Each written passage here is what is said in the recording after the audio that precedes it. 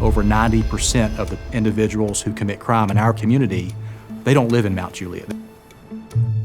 When we were first looking at license plate readers, we put up a test camera. And within 2 days, a most wanted person who murdered his estranged girlfriend 2 days prior happened to drive under that one test camera. Possible sighting in front of the community center by the train. We were able to stop him and take him into custody. In that moment, we realized the benefit of Flock safety and our license plate readers, and we continue to see a reduction in crime numbers.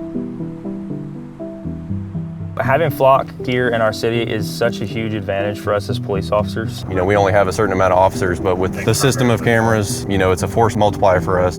Our Safe City Program initiative is our license plate readers, our pan-tilt zoom cameras at all of our intersections, along with drone as a first responder. We use that system to respond to active calls for service where there's an emergency, someone needs help, or assist our officers on a scene where we need to ensure that they're protected with that extra eye in the sky.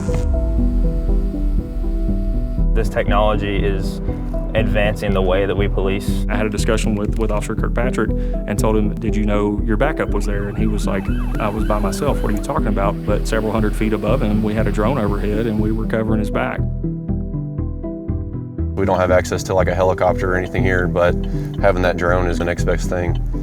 It's part of our culture here to be proactive, and you partner the technology with the police department that we have, and it's just a recipe for success. With Flock Safe City, it is future-proof. And what we can look at now for the future is doing whatever we can to protect the safety of our community because we know we're going to grow. This tool allows us to be a better defender for their safety and ensure that everyone in our community is protected.